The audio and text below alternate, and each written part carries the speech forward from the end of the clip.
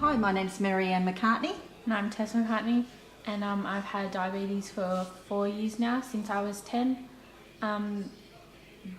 There wasn't really a reason why I got it, it just kind of happened. No parent wants to think there's anything wrong with their child. We had no idea what type 1 diabetes was. It wasn't until one of her school teachers mentioned that she dropped a lot of weight, but Tess is extremely tall for her age, so we just thought it was a growth spurt.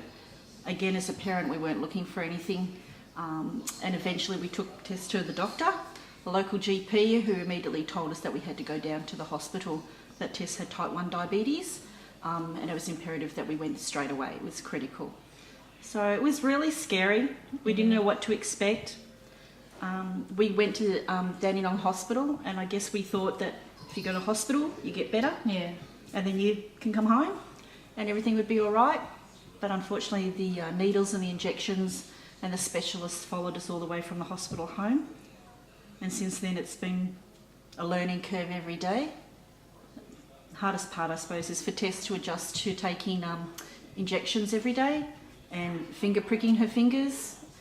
Both things are quite painful, and to just keep going back and doing it over and over again must get into your mind a lot. Our aim is obviously to keep Tess out of the hospital and to self-manage her condition here at home. Something that we're big on at the moment is that we're obviously raising funds all the time, so we do jelly baby selling, a local supermarket. We're doing that at Cranbourne and Limbrook these weekends.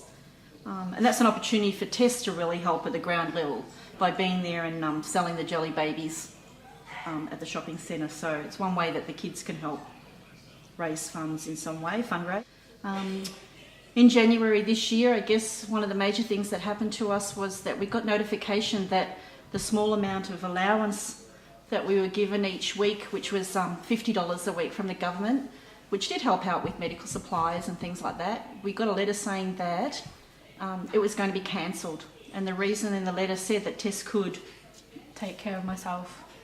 Tess could take care of herself, which was very strange for me to understand how somebody with a chronic illness could take care of themselves, and it was actually cut off at the age 10, so that made it even more ludicrous.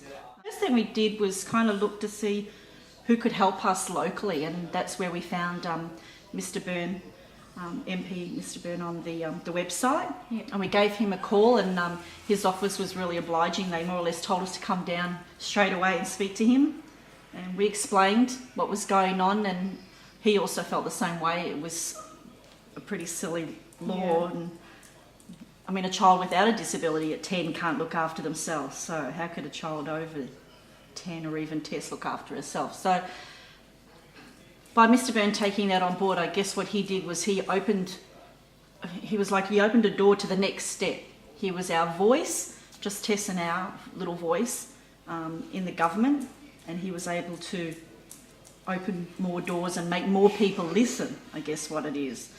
Because we would have just sat back and done nothing, thrown our hands up in the air.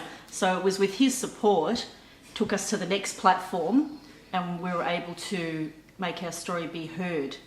And from then, the paper got involved. Rachel Flaherty from the Leader got involved, and that's when the campaign started. It was a long campaign.